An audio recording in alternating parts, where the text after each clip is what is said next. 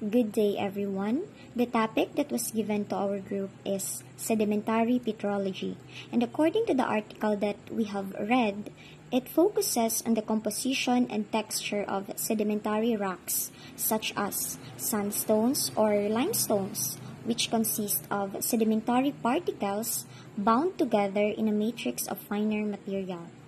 Also, according to the research that we have done, it is a sedimentary rocks formed when sediment becomes cemented into solid rocks, also known as a stratified rocks. It undergoes the process of cementations and compactions. So, environmental deposition. So, when we say environmental deposition, it refers to the combination of physical, chemical, and biological processes associated with the deposition of a particular type of a sediment. So, ang process na to kay ultimately determine the types of rocks that will form after lithification. So, when we say lithification, um, it is the process of turning loose sediments into solid rocks if the sediment is preserved in the rock record. So, ang importance ng depositional environment kay understanding depositional environment helps geologists interpret the original condition under which sediment rocks were formed. So, yun yung importance niya. So, mabuo ang environment deposition kay maaari siyang mangyari sa deep, deep sea floor, beach, desert dunes, river channel, lake bottom, ganun. So, next is diagenesis. The physical and chemical changes occurring during the conversion of sediment to sedimentary rock. So, explain natin further, no? Ang diagenesis involve recombination or rearrangement of constituents of a sediment such as chemical or mineral resulting in a new product. So, kapag may marinig na word na diagenesis, kay yun siya yung nag-refer sa recombination or rearrangement na pwedeng maka-result sa new product. So, next is compaction and cementing. So, when we say compaction and cementing, kay ang compaction occurs when the sediments are buried in the weight of overlying materials compresses them. And ang cementation naman kay involves mineral precipitating from solution and binding the sediments together. So, in other words, kay para siyang yung ginakompress, ang dalawang mineral kay ginakompress. So, kapag mangyari ito, pwede makabuo ng quartz, calcite, iron oxide, clay, ganon, feldspar, ganon. Then, alteration. So, when we say alteration, it refers to the act or process of changing something. So, act or process of changing something. So, we have here example kay limestone to dolomite. So, what is limestone? Ang limestone kay usually formed by accumulation of organic matter in a marine environment, while dolomite is usually formed by the alteration or replacement of limestone during diagenesis. So, ang from limestone kay ma-transform siya into dolomite kapag may nangyari na compaction and cementing. Pareho din dito sa plagioclase at saka sa albite. Mangyari din yan sila kapag merong compaction and cementing. So, explain natin what is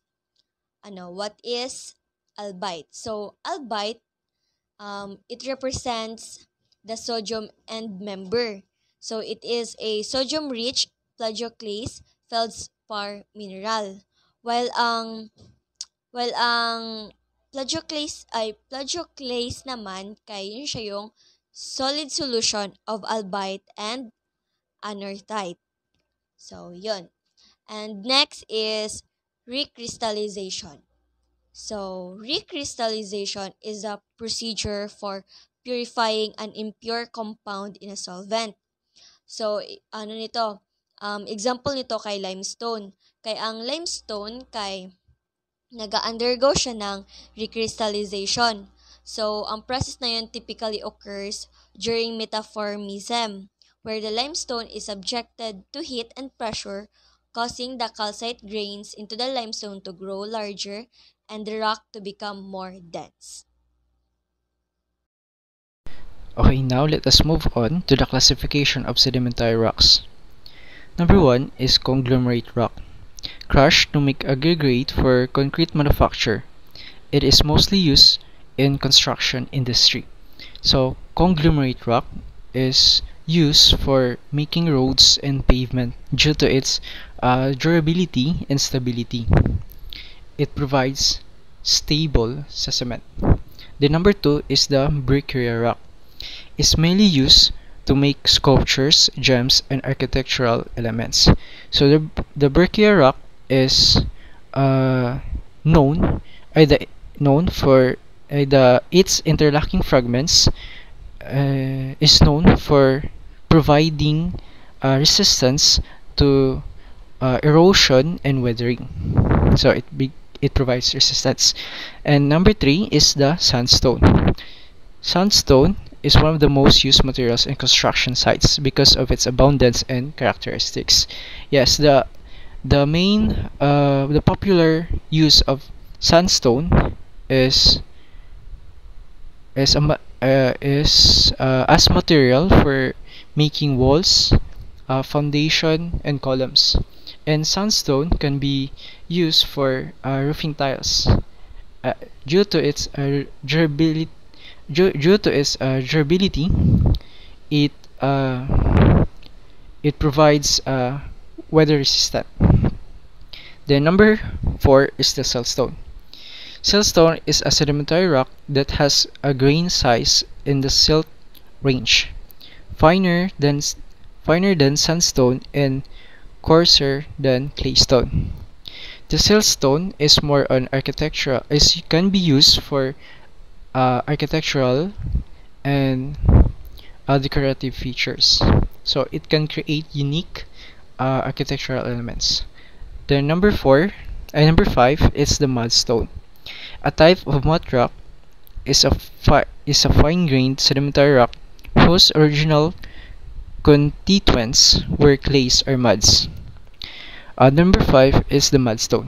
Mudstone can be used as absorbent as an absorbent material. It can particularly used in oil and gas industry. It can clean up spills and remove contaminants from water. Then the next one is the organic sedimentary rock. Organic sedimentary rock form as a result of once living material accumulating to form solid rock. Then the organic sedimentary rock is popularly known for its uses as a fuel source. So it can be particularly in the form of oil, coal, or gas. Then the last one is the chemical sedimentary rocks. So, rocks that are made up of minerals that precipitated directly from water solutions. So it is made up of minerals. Yan. Okay, then. Limestone can either be an organic sedimentary rock or chemical sedimentary rock. Travertine, speleothems, chalk, coquina, lithographic limestone, oolitic limestone, and tufa. These are several varieties of limestones. Sedimentary rocks can be used in a variety of civil engineering applications, such as building construction, structural wall constructions, cement production, concrete production, pavement and road construction, and many more.